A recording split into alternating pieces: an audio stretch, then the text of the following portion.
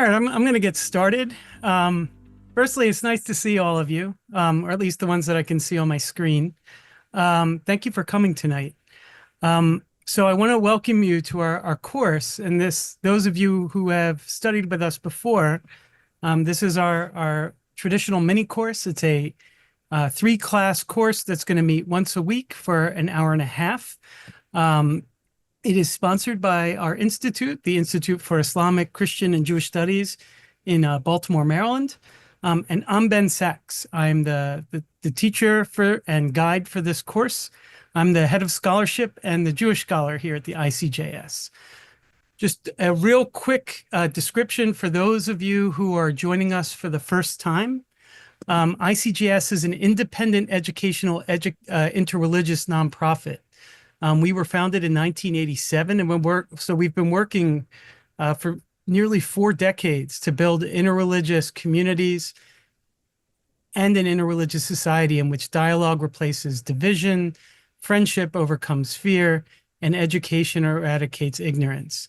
And we do this by creating communities of learning in Greater Baltimore and through the internet with all of you. We recognize that the dialogue is a complicated area of human experience. And so we're testing these new technologies to see how we can communicate across even temporal differences. And through our public-facing scholarship and our relationship-focused programs, our hope is to create interreligious learning opportunities where people can believe differently and yet still connect with one another. For more information, you should visit our website. We have a wonderful website, icjs.org. And we also have links to all of our other courses. So if you've missed any, they're available, they're free. And if you go to our website, the materials associated with those courses are there. So I'm going to get started. I will share my screen. So what I wanted to do tonight is I want to start with the description that you all received, because I realized that this was a pretty heavy description.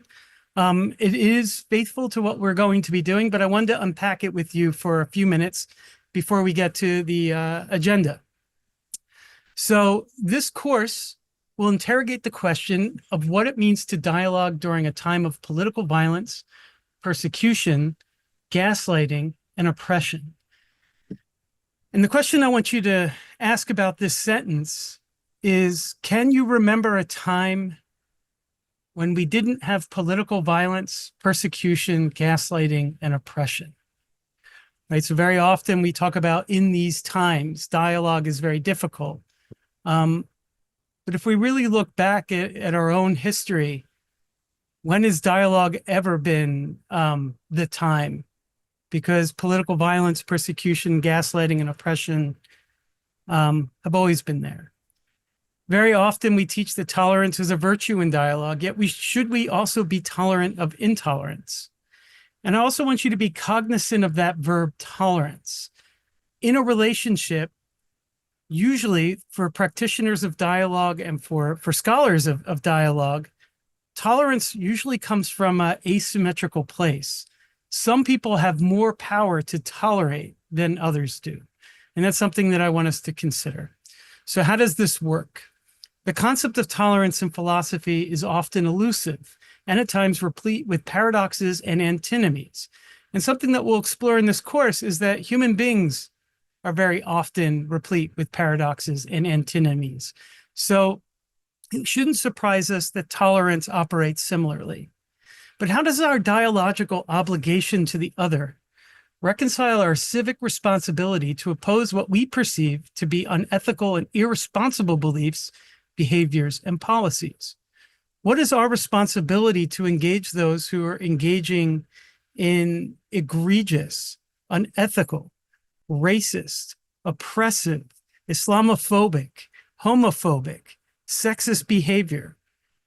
The very fact that they exhibit these behaviors and beliefs usually signals to people that they are not interested in dialogue. But this isn't always the case. Can we dialogue when we perceive our other as either complicit with, or worse, a perpetrator of the very worldviews that support and condone hatred and violence. This is a problem, but this is the very thing that we need to reconcile if we're going to overcome these things.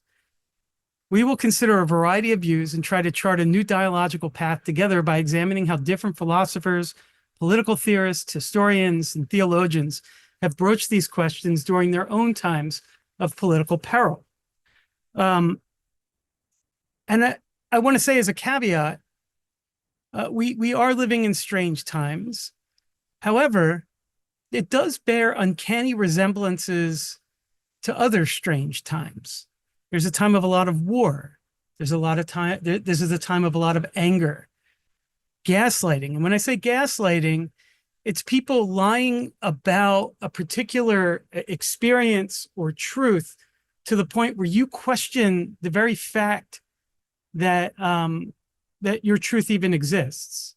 That if you keep telling someone the light is red when you see is green, it makes you question how you perceive reality. And this is a political tool as a way of gaining power.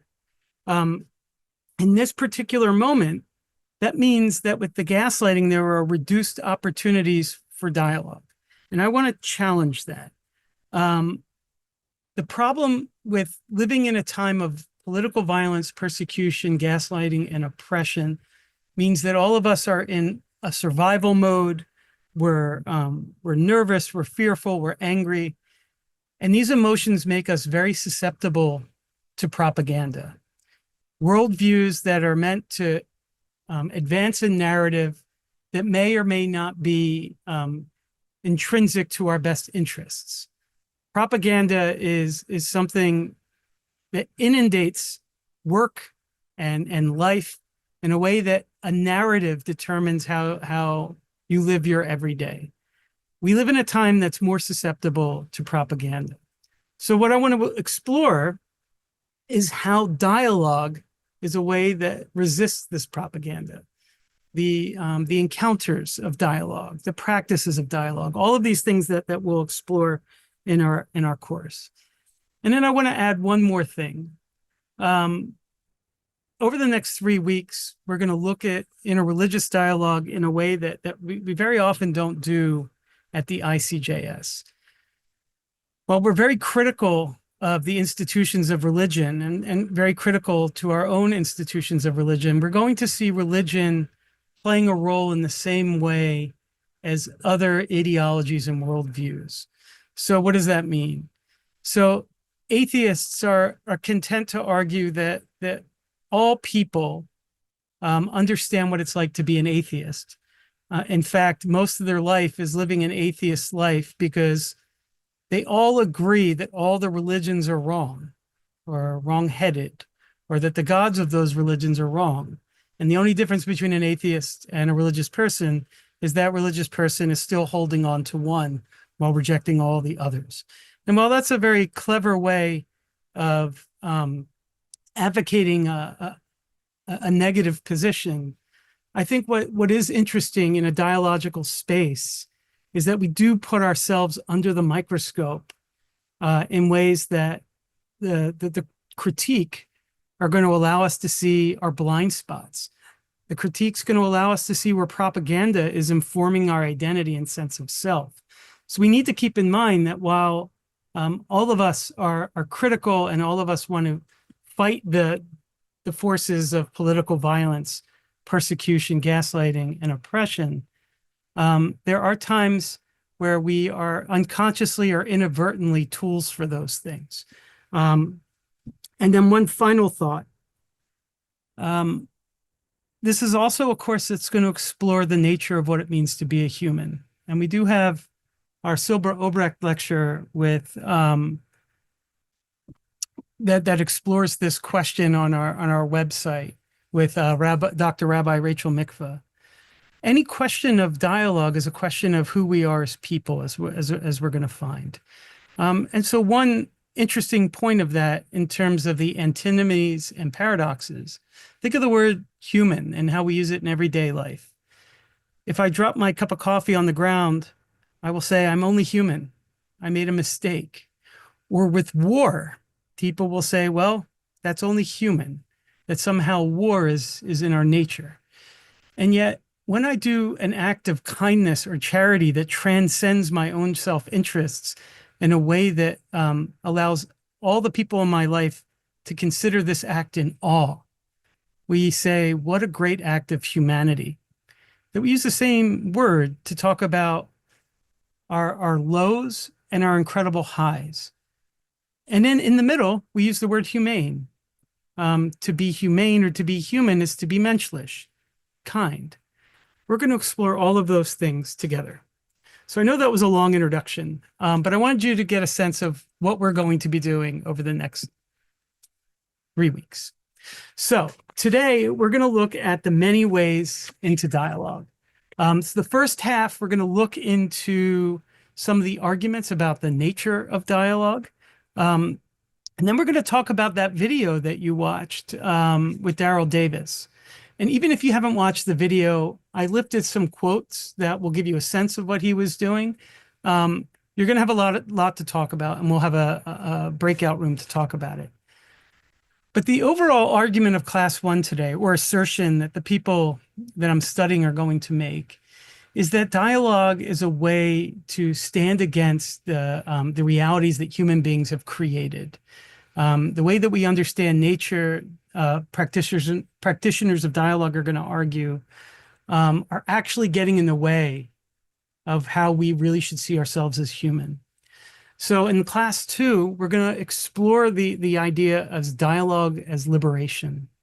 That when you have genuine mutuality and dialogue between two people, there is something liberated. There's something that was in your sense of self beforehand that was shackled, whether by ideology, whether by relationships, by language, and that dialogue, encounter, liberates you from that. And so we're going to look at some philosophers like Paulo Freire, who is a Brazilian philosopher who sees dialogue in education. We're going to look at a physicist named David Bohm, who argues that dialogical spaces are ways to eradicate hierarchy. And then in the third class, we're going to look at dialogue as resistance.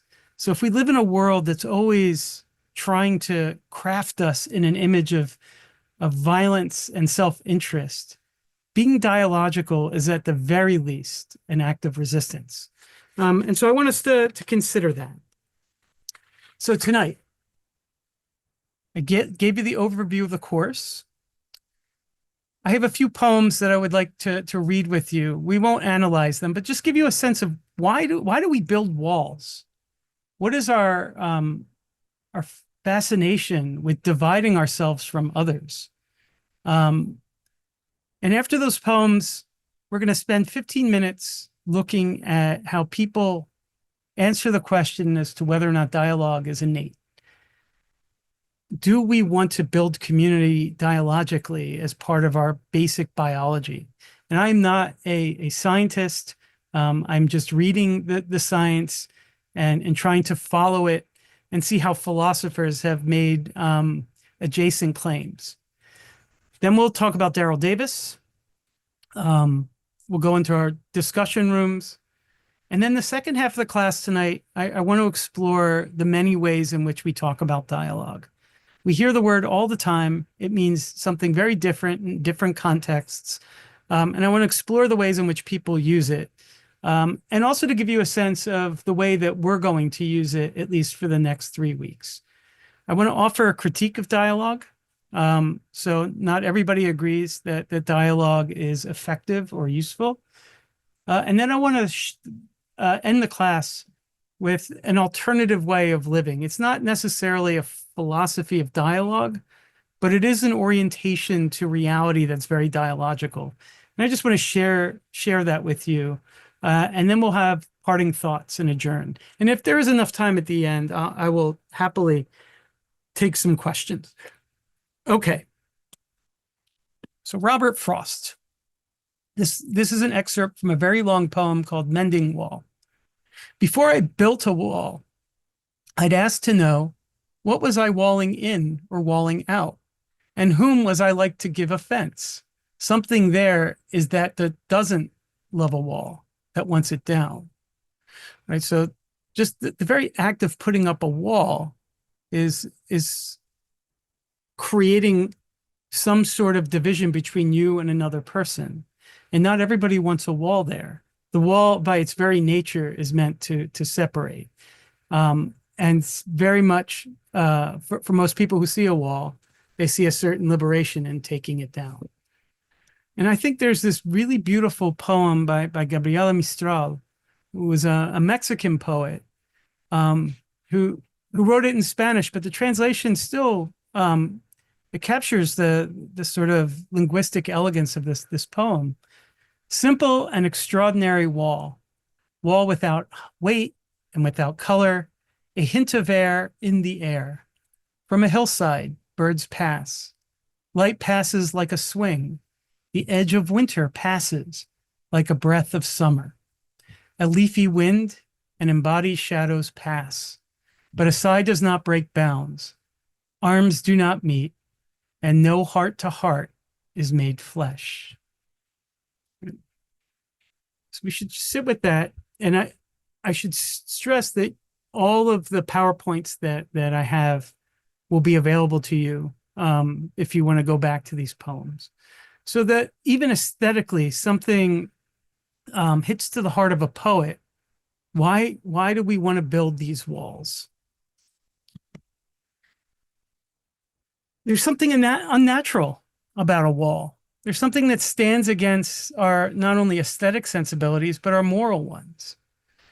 These are 4 famous walls. Maybe not famous to all of you, but you may recognize 1 or 2 of them. And they're meant to create a disjointed landscape. They're meant to separate. They're meant to cause fissures. And when you look at a wall, usually your feeling is it's not meant to be there. And that's what the poem is trying to capture. Why do we build walls? And I know some of you are answering, well, it's for security. There are geopolitical reasons why people put up walls. I'm not disagreeing with that. It's looking into the nature of what we see when we see a wall. Now there's this 19th century philosopher named Arthur Schopenhauer. Some of you have read him, some of you haven't. He's not a very optimistic philosopher. I'll say that. But he has this lovely image, lovely in that it's very relatable, that I want to read with you, that shows how we build walls in our everyday life as a way of protecting ourselves, as a way of navigating a fractured and fragile environment. One cold winter's day, a number of porcupines huddled together quite closely in order, through their mutual warmth, prevent themselves from being frozen. But soon they felt the effect of their quills on one another, which made them move again and move apart. All right, so there are these porcupines that are constantly moving to get comfortable. Now, when the need for warmth once more brought them together, the drawback of the quills was repeated so that they were tossed between 2 evils until they had discovered the proper distance from which they could best tolerate one another. Right? That word tolerate.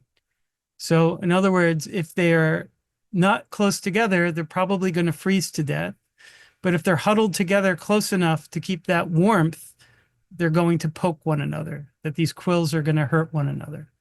Thus, the need for society, which springs from the emptiness and monotony of men's lives, drives them together. But their many unpleasant and repulsive qualities and insufferable drawbacks once more drive them apart. Right? So all of human existence is just trying to navigate between these quills. And it's a very frustrating and exhausting process. And you're always going to get pricked. You're never going to find balance. The mean distance, which they finally discover and which enables them to endure being together, is politeness and good manners. Okay? But whoever does not keep to this is told in England to keep his distance. By virtue thereof, it is true that the need for mutual warmth will only imperfectly be satisfied. But on the other hand, the prick of the quills will not be felt. Yet whoever has a great deal of internal warmth of his own will prefer to keep away from society in order to avoid giving or receiving trouble or annoyance. And those last three sentences have merited a lot of writing and scholarship, starting with Nietzsche and going all the way to the modern moment.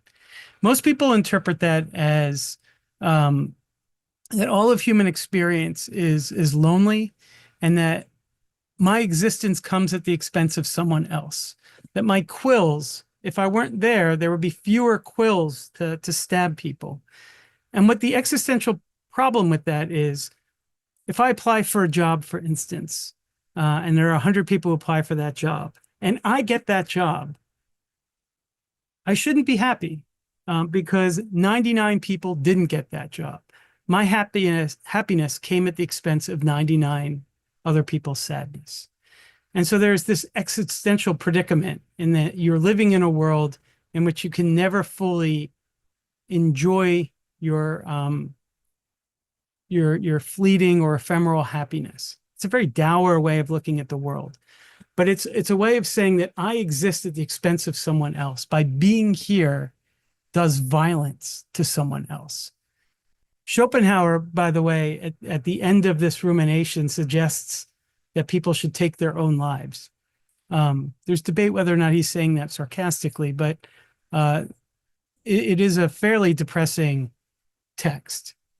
The reason why I share it with you is that people who study dialogue tend to look at this and say, we've built our societies, we've built our economies, we've built our governance systems based on a sense of human nature, that human beings naturally want to harm one another or compete with one another, and that all of human existence is this survival of the fittest, and that society is created to thwart our worst impulses, our worst natural impulses, that human beings are violent. And this is the very position that practitioners of dialogue are going to disagree with.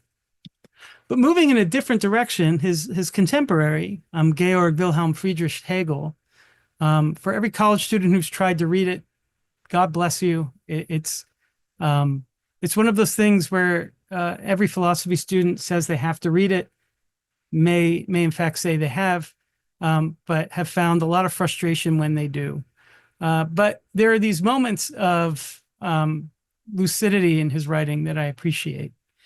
I don't want to read the whole paragraph, but the idea is that history itself records all of the wars. It records all of the aggression, all of the anger.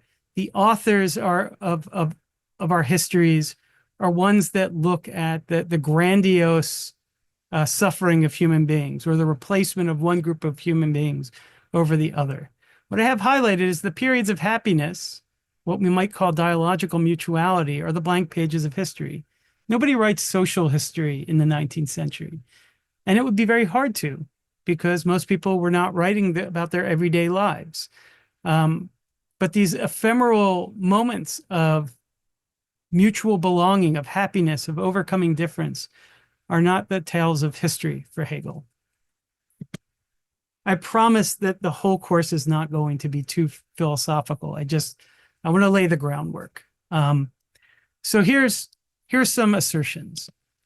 T.S. Eliot remarked, "I love to be moved and I hate to be forced." So how do you get people to want to dialogue? How do you get yourself to want to dialogue? How are you moved to dialogue? And we're going to get to what that means in a moment.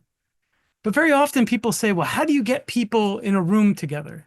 Right? That's at the Institute. That is always our question. How do you convene people who don't want to be in a room together?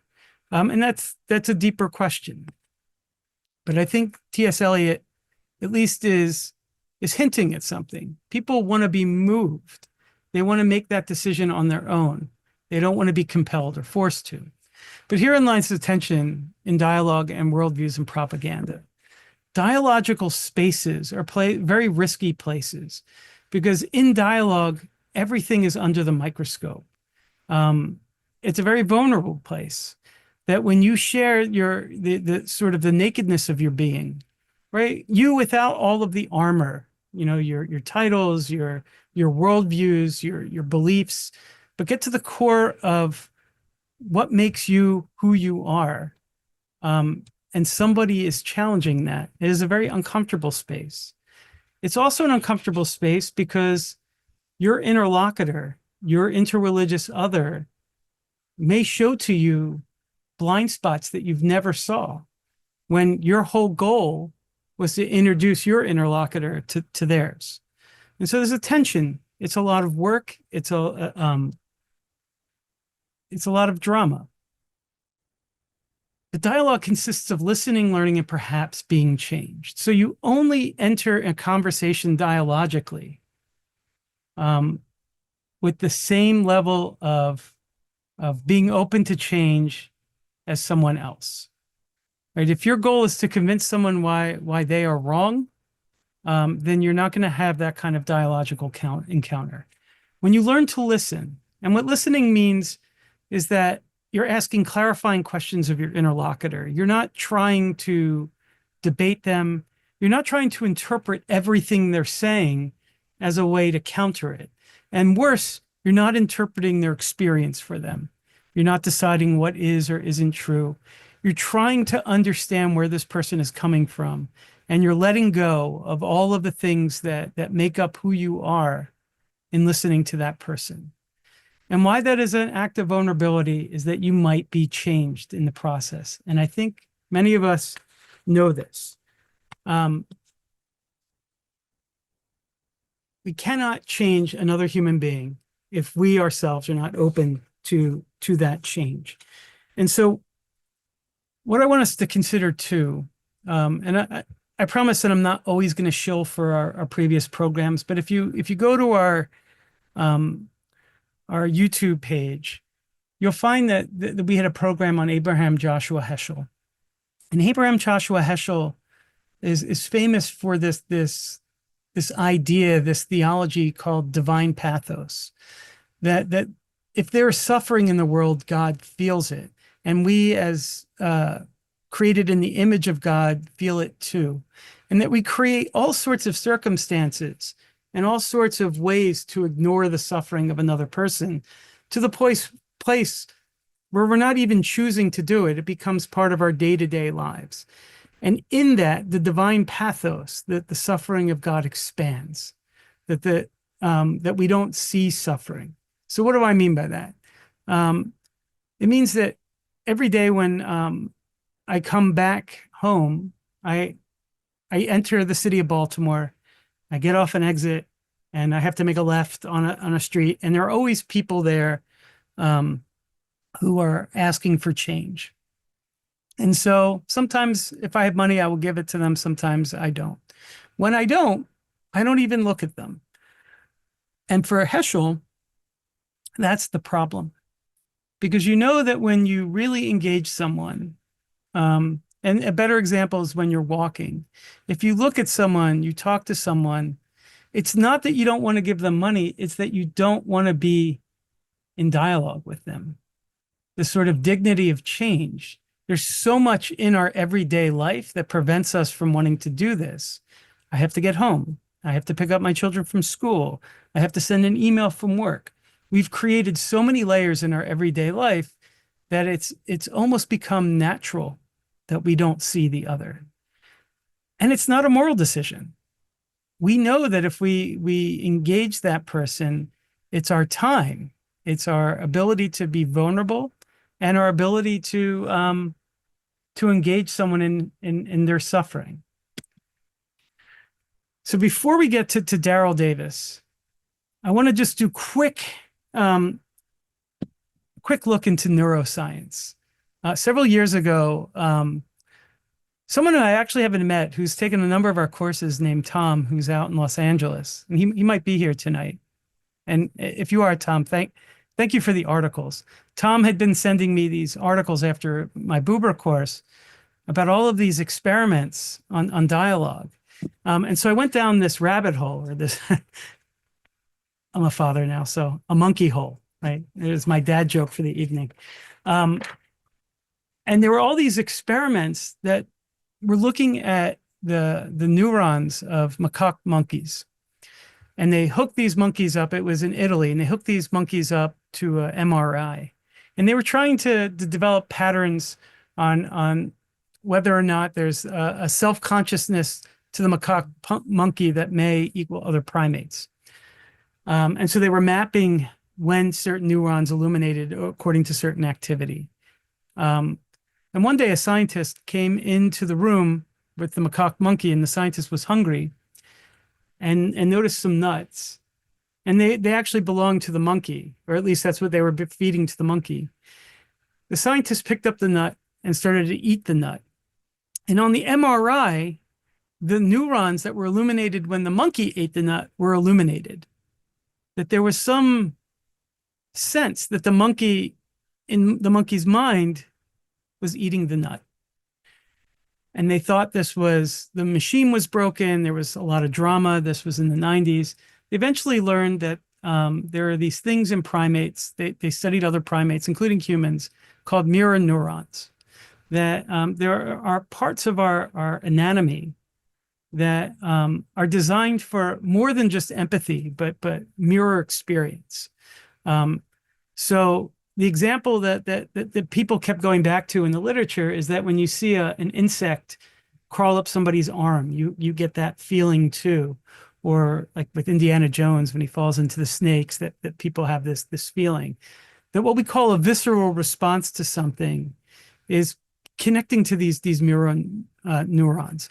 And the more that they've looked into it, the more they've started to challenge the conventional notions of what it means to be a human. So that we're not necessarily predisposed for competition, but rather cooperation. We're not necessarily predisposed to tribalism, but empathy. And so they're continuing with these experiments. It's in a fairly nascent stage right now. And they're doing this without the help of philosophers, which I think might be a mistake. But what it's saying is that human beings are soft-wired for a certain empathic connection. And what that is, I will leave it to them. But why I find that interesting is that it's starting a more of a revolution in dialogical understanding. Thomas Hobbes, who some of you have read and some may not, is very famous for suggesting, among many other things, that the way that society is constructed is that that we're wired for aggression, violence, and self-interest. And the reason why we create borders, the reason why we create laws and walls, is that there's always someone bigger and stronger wanting to take your stuff, right? So that society is based on a way of protecting people from acting on their natural impulses to dominate and to control. But mirror neurons suggest that humans are soft-wired for social ability, affection, companionship, and community. And we're still in the nascent stage. So this is a theory. It's not fully accepted widely in the community, although it's gaining traction, at least from what I'm reading. But what that means is that the way that we have developed in these 18th, 19th century models of human nature, especially in Europe, which became the model that exported this worldview through colonialism and through some pretty extreme violence for the better part of 500-600 years, actually. So even before Hobbes, it's possible that this worldview that was being exported was the wrong one. That we have this primary drive is to belong, and that can actually answer some of our divisions too, because our empathy extends, at least historically, it extended to the family. And then with the rise of literacy, it extended to our religious community. And with theological consciousness, it extended to our religious family, right? And that we became more empathetic towards people within these growing communities. But for every we sort of implies a they. And so as we grow, so do they. Very little do people invest in a broader we, and that these communities are growing not necessarily they don't necessarily have to grow in competition with one another, but they can grow in cooperation with one another while maintaining some difference. And again, this is what some of the philosophers of dialogue are going to argue. So really quickly, before we get to Daryl Davis, Martin Buber, and those of you who've studied with me should not be surprised that I'm bringing him up. There is a 6-part course on our YouTube channel and an introduction to I and Thou. Buber and Levinas were arguing this from the very beginning, but the differences between Levinas and Buber were subtle. They both disagreed with this Hobbesian view of human nature, but they disagreed with each other about the role and nature of dialogue. For Buber, he described dialogue merely as something descriptive. He was writing about after the encounter. There was no moral impulse to engage in dialogue. It simply was something human beings did and discovered their humanity in the process. For Levinas, there was an active element, an ethical element to seek the other in dialogue, that it was a moral imperative. And Buber didn't see it in moral terms. Okay, I know that was a lot of philosophy for a half an hour. Let's get to a jazz musician. Daryl Davis. Hopefully some of you Googled him after you watched the video. He is a jazz musician and a very well-known one. And in the TED Talk, I lifted out a few quotes that I think are really important for tonight's conversation. Why do you hate me when you don't even know me? Right? And for those of you who didn't see the video, you'll see what he's asking. We don't have to respect what people say, but what you should respect is their right to say it. Because if you don't respect their right to air their opinion, why should they listen to yours? Right? So Daryl Davis was motivated by a question, why do people hate him for being Black? And in these questions that he asked, as you'll see, or as you saw, he wasn't interested in debating for even his own humanity. He wanted to understand where these people came from, because of a childhood memory. But this point that we should respect their right to say it, because there's a sense of belonging that he tapped into. Don't ever disallow or disregard an opportunity for dialogue. A missed opportunity for dialogue is a missed opportunity for conflict resolution. And when enemies are talking, they're not fighting, they're talking. It's when conversation ceases that the ground becomes fertile for violence. So you want to keep the conversation going. Right? So there's a self-preservation element to his form of dialogue. But this idea that dialogue, an opportunity missed for dialogue, is a missed opportunity for conflict resolution, I think is very poignant, because very often in dialogical spaces, people want to advocate. You know, dialogue is seen for times of peace, community building. But as I mentioned earlier, there's never really been that time of peace. So all we're doing is pushing the necessity to dialogue down the road. Think of like with school shootings, and people say, now's not the time to talk about school reform. Well, in between school shootings, it is, but people don't do it. Any type of military conflict, very obviously the Israeli-Palestinian conflict. But if you're in dialogue, you're always in dialogue. And for Davis, that means you're not fighting. And I think that this picture really captures sort of Davis's work. That is not a fake picture. That is a real Grand Wizard of the Ku Klux Klan. And there he is at a clown, maybe that's my Freudian slip, a Klan rally. So we're going to go out to breakout rooms. I shared with you the poster for his film, Accidental Courtesy. If you have time, you really should go and see it. All of these pictures come from the film. So you can have 15 minutes in a Zoom room. Share where you're zooming in from. And if you want, as an icebreaker, maybe one recent dialogical encounter. And notice, I haven't told you what dialogue is or isn't. So feel free to explain what you think that is. It's only in the second part of the class tonight that we're going to go into these definitions.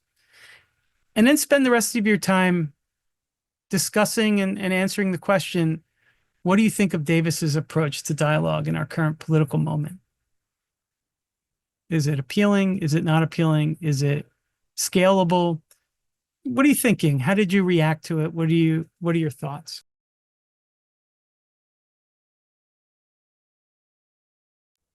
As you're coming in, we have a quick poll for you.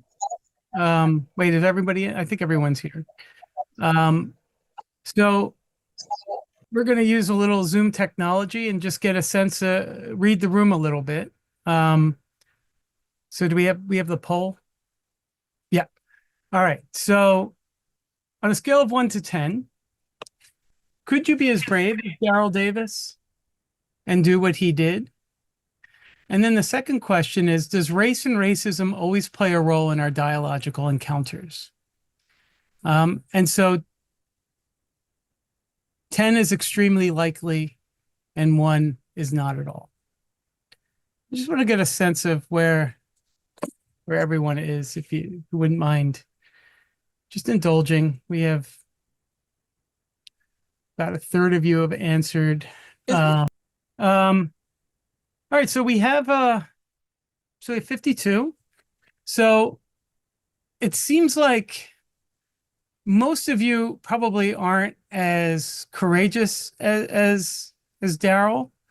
And what's interesting is that the majority of you see race and racism playing some sort of role in our dialogical encounters. So the majority of you are in agreement with a lot of the thinkers that we're going to look at over the next few weeks. That it's really hard when we've constructed identity based on power relations to sort of step out of those conversation or those realities in our dialogical moments. Even though the goal of dialogue is to not have hierarchical relationships. So what I'm going to do now is I'm going to share the screen and I want to go through all the different views of dialogue, at least that we've come across in our work, and analyze them, because very often people use dialogues in ways that are very incommensurate. When I have an argument with someone, sometimes they'll say, "Well, we need to dialogue," and very often I interpret that use of dialogue meaning you need to give me more time to convince me that you're wrong and that I'm right. And that happens very often in negotiations. We need to dialogue.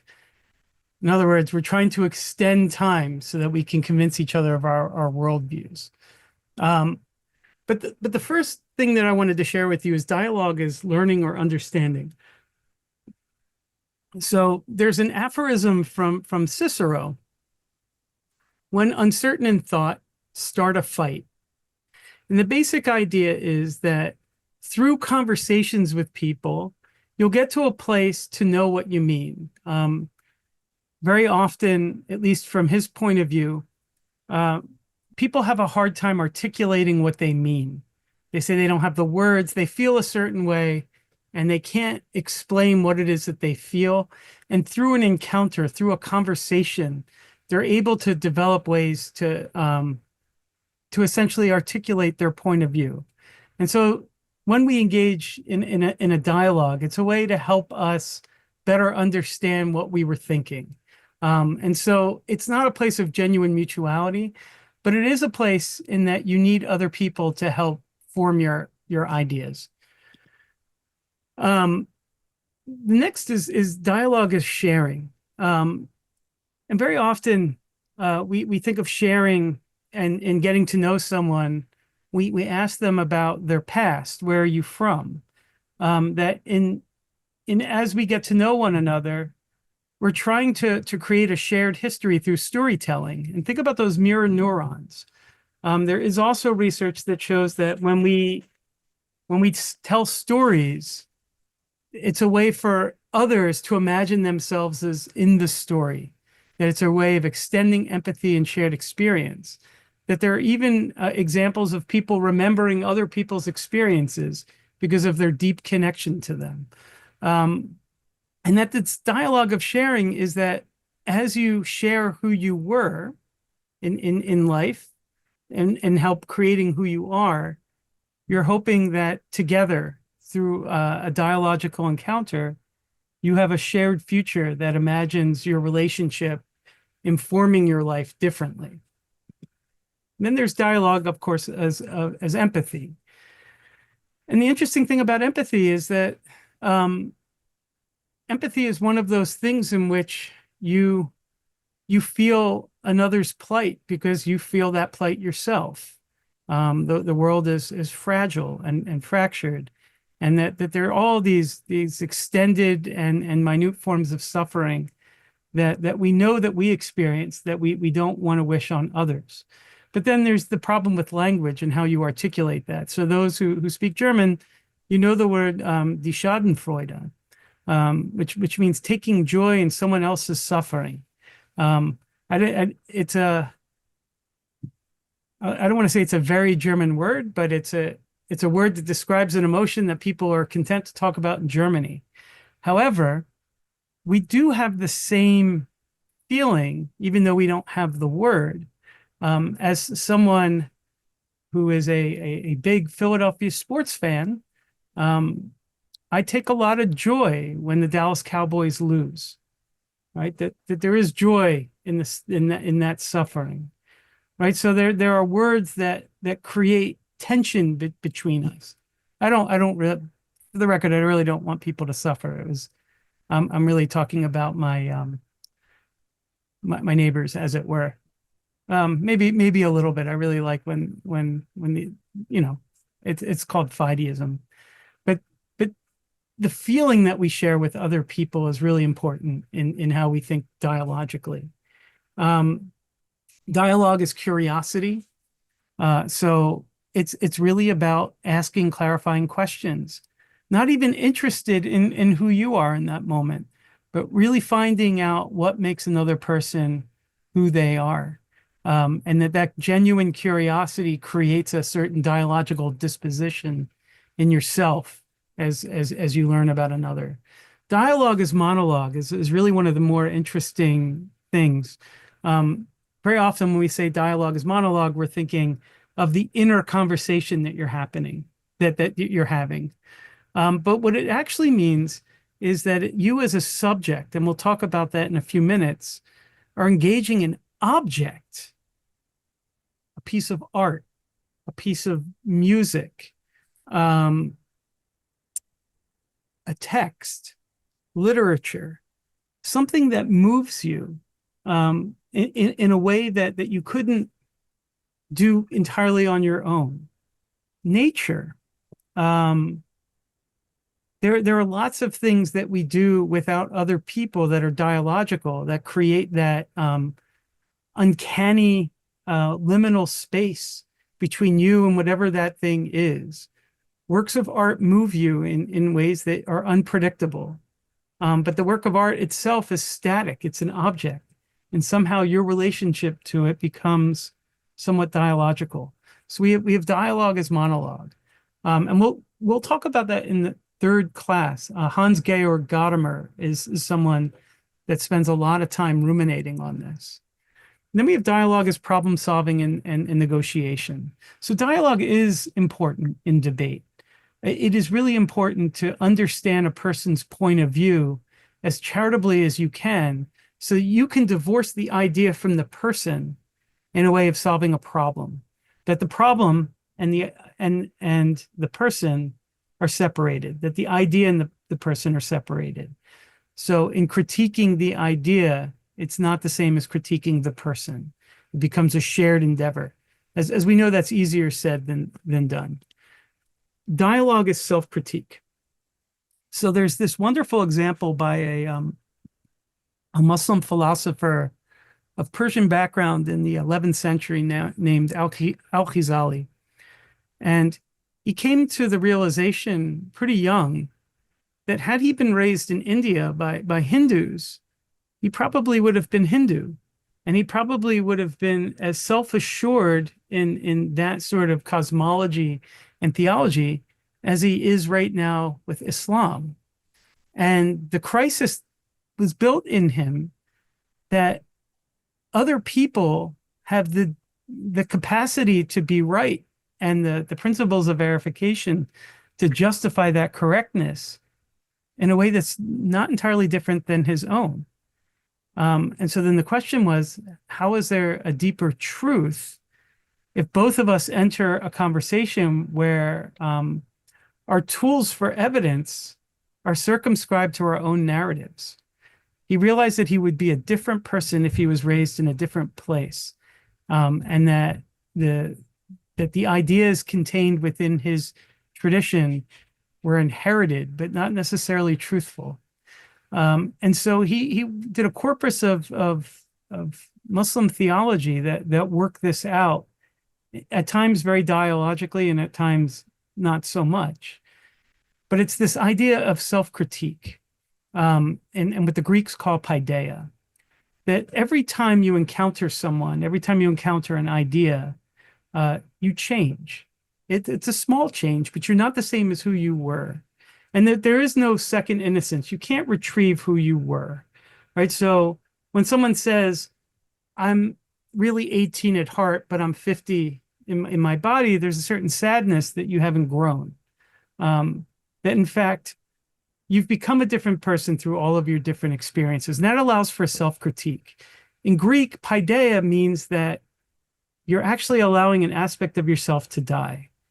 That if you understand that your sense of self is ephemeral, it's contingent, as Al-Ghazali said, that if he was raised somewhere else, he probably wouldn't have the same sense of self. So if we recognize that in all of us, and that we're all conditioned in certain ways, and that we develop truths and senses of justice in certain ways, it allows us to enter with the requisite apparatus to be self-critical, that allows ourselves to be a little more vulnerable, to open up dialogically. Because the goal in that moment is to not convince someone of a certain point of view, but to see where those differences lie. And that those differences themselves are not necessarily divisions. And then dialogue is transformation. And this is where Buber is really important. And I think I'll send out the information video. It's a 10-minute video on Buber's Ein Thou, to see how our encounters with difference are transformational in a way that allow us to prepare for that change. Because it's very scary, again, to be in a space where you're vulnerable, where your ideas are vulnerable. But when you start to see that as opportunities for transformation, it takes on a different urgency. Dialogue in search for truth. And this is where Socrates is obviously a famous example. You know, Socrates would go around asking people questions. What is justice? And then the person will answer it, and he will interrogate that person and debate that person. And the hope is that when that person puts their definition of justice out there for them to debate, there is a deeper truth of what justice truly is that requires both of them to come to a consensus. It's an idea that there is a truth within people, but that requires others to bring it out. And then there's the practice of a culture or practice of dialogue. What does a society look like if our orientations to dialogue, to engage one another in our difference, is part of our day-to-day life? What sort of practices do we want to teach others about dialogue? So what we'll learn in the second class, for instance, Paulo Freire says that the way that our education style is set up, it's set up to create hierarchy and to create servitude between people and authority. That there is a way to learn dialogically that allows people to engage each other in difference without the necessary hierarchies that make up our contemporary society. And so Martha Nussbaum who is a pretty widely read and well-known political philosopher. And she lays out what the assumptions are in dialogue, and I think they're very helpful. So we're objects when we're born. So in other words, we don't choose when we enter the world. We say that that's a baby. Um, we're objects when we die. We don't often choose when to leave the world. But after we die, we become an object because we're no longer ourself. We're the history of that sense of person. And so in a dialogical encounter, you as a subject are engaging an object, right? Like a piece of art, like music, like a text. But in life, we're subjects. So all of us are constantly changing. All of us are experiencing things. All of us are developing narratives.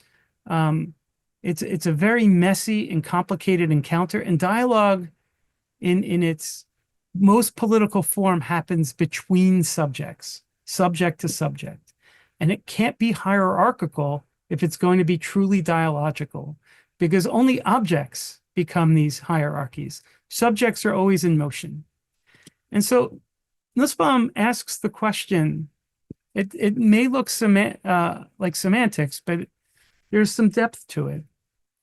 Do we treat people equally or as equals? What does it mean to treat people equally as opposed to treating them as equals? And this gets to the critique. So Michel Foucault, who only gets a slide tonight, but probably deserves a year to sort of unpack his philosophies. He argued that certain theories of dialogue are naive and unattainable illusions that overlook pervasive human realities of power imbalances and manipulation. That we inherit language that is hierarchical. We inherited narratives that are hierarchical. It's naive to think that we can create spaces where people are truly treated as equals. And that dialogical, those that want to engage in dialogue are actually perpetuating the very problems in the world that they're trying to alleviate. A power imbalance means that some people, whether they earned it or not, have a sense of ownership in the world that others don't. The best example that I'm going to give, because it's getting late, is I live in Baltimore City, and I know that when I go into a 7-Eleven as a middle-aged white guy, I can just go in, I can buy my whatever I'm buying. It's 7-Eleven's a bad example since I don't usually go there, but like I'm buying a soda, which is also a bad example since I don't drink soda, but I buy the soda. I know I can go in and buy the soda, get in the car and leave. If I say that it's an African-American male in his 20s, I think most of us would agree that that charity isn't always there.